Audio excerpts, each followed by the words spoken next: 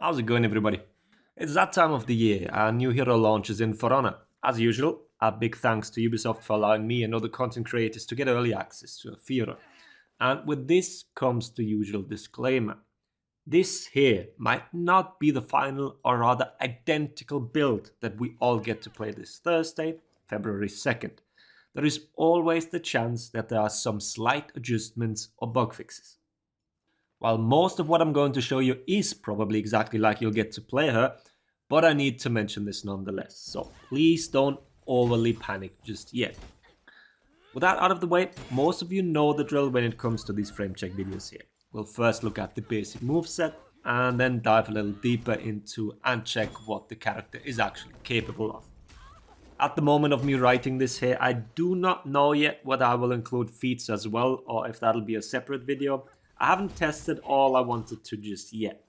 If it's not in this video, but you're watching this when it goes live, I'm sure you can find the link early somewhere.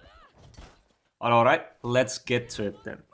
Afeera, Outlander Hybrid, female gender locked, 120 HP, 120 stamina, with offensive and support perks. For the moveset, she has a 2-hit chain. All lights are 500 MS. Meaning all sides, neutral as well as finishes. The unique aspect on them is that all of them have superior block on them. Yes, that includes the chain lights. We previously had this as a bug with Warlord, but only when he was out of lock. This time, it's actually part of someone's kit.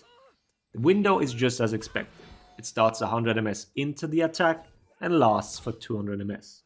They turn unblockable with the damage on the neutral one being 18, and the chain ones, they do 20 damage then. Now while this looks great on paper, especially the chain lights, it's not really all that practical. For one, the chain links are very tight. You cannot really delay the second light, which means that you are at the mercy of your opponent throwing an attack exactly in the required window, which will sadly not happen a lot. Also, because of the window being quite small. If you've played Kyoshin and tried to hit Fujin Force, you know that it isn't all that easy. Now imagine the superior block window being shorted by a third. I'm sure it's cool when it happens, but it's sadly not something that you will be able to do consistently. Next are the neutral heavies. Depending on the side you throw them from, they will have different speeds as well as damage numbers. Right side is 700 MS. Left side is 800 MS and top is 900 MS. Damage is 22, 24 and 27 respectively. The finisher heavies do all have the same speed. They clock in at 800 MS. But now they gain different properties depending on the side. Right side is unblockable, top heavy is undodgeable, and the left side heavy displaces the opponent, which also allows for a wall splat, similarly to what you can currently do with Jormungandr finisher heavies or Valkyrie's side light finishes. On Afeera, it is limited to the left side heavy finisher. Let's quickly look at the other basic moves before we move to the bashes. Zone attack is 500 MS, it's nothing special really. It does act as a chain starter though.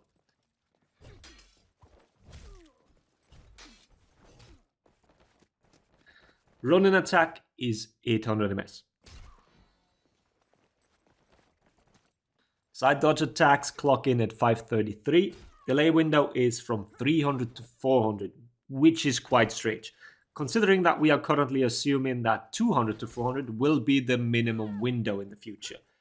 That was what we gathered from the dodge testing ground a few months back. Read into this what you want, but it is a small window and a not so great one at that. The forward dodge heavy is 500 MS, which is pretty fast and probably the reason it's not feintable. And it doesn't feel that fast to be honest, but for some reason this move just works. Input window is 100 to 400 MS into the forward dodge. Now for the bashes. She does have 3 after all. Well, I guess 4, we'll see. So we're going through the bashes first and then the follow-ups. First one is a neutral one. It is a back plus guard break input, so no dodging required here. Bash itself is 700 MS.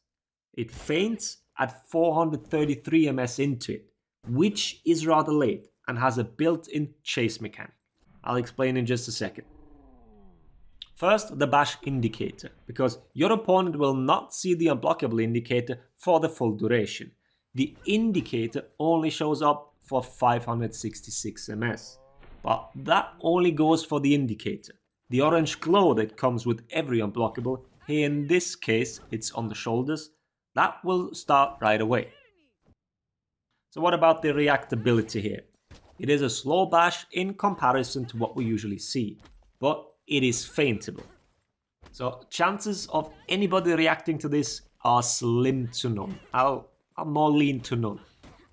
For recoveries, we are looking at the following values: 700 ms for guard break, again 700 ms for a guard swap, and then you can flip out of the whiff after 300 ms. These are solid numbers, and to get a successful guard break, you need to pre-dodge. Otherwise, it's counterable. I'll talk dodge attacks in the flip section.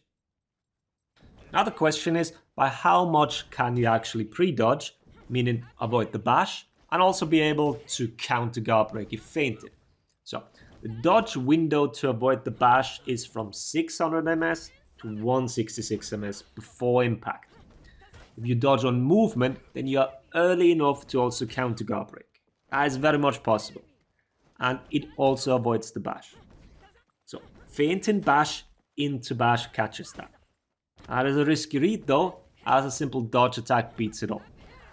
I do think this bash will be effective, but it is also susceptible to interrupts, so if you play against somebody that presses a lot of buttons, be a little more careful. Now for the chase portion, will you chase someone indefinitely? No, you do have a max range. The good thing here is also that you have multiple ways of messing with the target you are chasing. Once you start your bash when you're in range, your opponent will most likely roll, so you can easily feint and do another bash that will catch without fail, I'd say.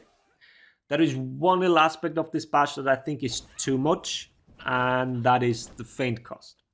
You can feint the move during the running portion, where the feint costs 10 stamina, but if you feint during the bash portion, it does cost 20. So, a simple bash feint to guard break plus heavy, well, that costs you 67 stamina. That seems quite excessive in my eyes. Just to add to this, the other way to feint is by cancelling into a flip during the run portion. We will talk about the flip in depth in just a bit, no worries. Next bash is the Inchain one. It's a simple 500 ms one, nothing fancy. Chainlinks from lights and the dodge attacks, those are 200 ms, and it's 300 ms from the zone, which is quite weird since it has the same hit stun value as the previous two moves. And then from heavies, it's 400 ms. The longer delay after heavies is because of the hit stun, and if it was shorter, it would basically guarantee the bash after hitting one.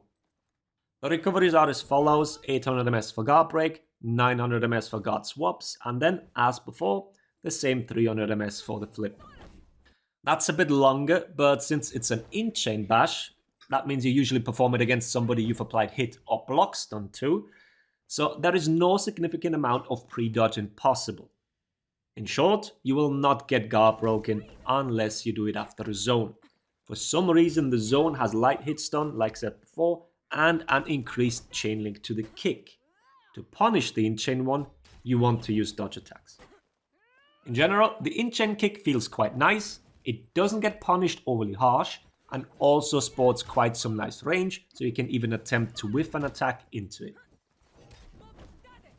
So then one more, and that is the bash after flip. It's another 500 ms one. The delay window after the flip is quite large, surprisingly. That'll be relevant in just a bit. Sorry for all the delays here. Recovery wise, we're looking at 800 for GBs, 900 ms for guard swaps, and then 500 for another flip. So, since this kick can only come after a flip, this means that hit stun plays a minor role in terms of dodging it. Once again, in short, you dodge it, you get a guard break, or dodge attack. I guess whatever you decide. This kick is highly punishable, and I advise against using it very often. I guess we have one more bash. That one comes from the superior block dodges. The window starts 100 ms into the dodge and lasts for 200 ms, which is the standard window and to be expected. Follow-up bash is 400 ms. Which then brings us to the bash follow-ups. All these bashes here guarantee a light. Remember that all your lights have a superior block portion on them, so there is a little bit of safety there, albeit only a little. Heavies are also guaranteed. These are modified versions of your finisher heavies. This also means that your combo is done after a bash follow-up, just so you keep this in mind. These heavies retain the properties of the finisher, but are sped up to 500 ms. Damage is reduced accordingly. We are looking at 18 on the right side on top and 16 on the left side. Remember that left side displaces and has a chance for a wall splat and another 27 damage. Alright, finally, it's time for the flip. I know many of you are dreading this because they imagine it's another Shinobi scenario, but it couldn't be further from this. Some numbers first. All sides are 566 ms, so front, back, left and right are all the same. The delay window between a move and then the flip, that one is 200 to 300 ms. This is a very tight window and it feels bad. No two ways about it, it feels bad. It feels like you have to almost buffer mid-animation of the old move. I heavily disliked it and missed it dozens of times when I first started playing the hero. I understand that the window can't be huge, because if it was, you'd be able to reaction flip quite a few things, but the current window seems very restrictive. Iframe wise, we are looking at a 300 ms window. That is from 166 to 466 into the move. This is 200 ms shorter than Shinobi's and has a later startup. Granted, iframe tests are something quite annoying and tricky, but I'm somewhat confident in these numbers. If anything, the startup might be 200 ms, but the 466, that one I'm certain of. So, we have a very early forced input with very little iframes and limited chain pressure, as it's just the kick or back to neutral. Recovery wise, we are looking at 500 ms to GB, 466 for guard swaps, 333 for dodges, and 33 ms to attack. You heard right, that is one frame to attack.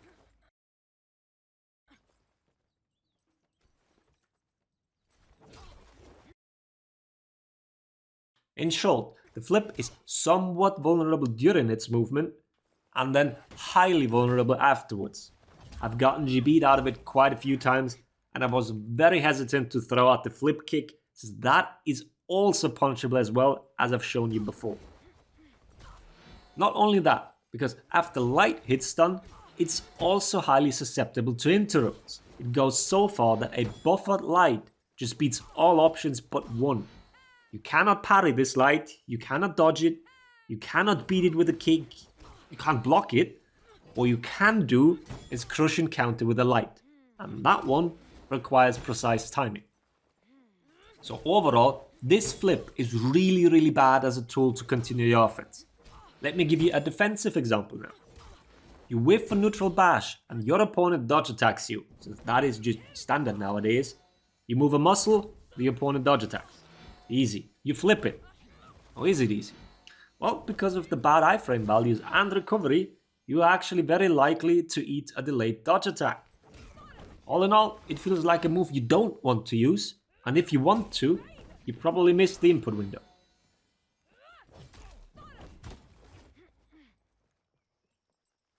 So, you think that was the worst of it? Let me show you the hitboxes.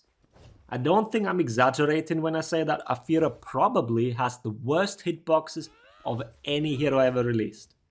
The only attack that even has any semblance of reach, well, those are the light finishes, which, as I've shown you before, in combination with the flip, is a terrible move, or rather, a terrible starting point for any sort of chaining. I'll just leave you with all these clips of us testing here. There is not much I can really say about this, other than that you legit cannot hit anybody that is not dodging into you or has been pushed into your little bubble. I will use this then to sum things up. We have a hero release that is a little held back by the numbers. There is no design flaw really, it's just how the parts work together that make her feel a little clunky and underwhelming. Chainlinks, hitboxes, recovery values and iframes, maybe even adding a different move after the flip. Except for the latter, this should be easy and quick fixes. Maybe it was a conservative approach on Yubi's part here. For now, I'll see her struggling in 4v4s and be a little limited in onesies, since a big portion of her kit is comparatively punishable. I hope I can finish the feed video in time, I'll do my best. This here took more testing than usual, so I'm already apologizing in case I'm a little late. For now, if you have any questions, feel free to join my Discord and ask them there. And subscribe please to not miss the follow-up videos. Dem is doing his usual unknown tech video, so if you're looking for more little tips, like an infinite wall splat combo for example, then go check out his video. I will put a link to it down below. Having said that, I hope the video was helpful. Thanks for watching. Laters everybody.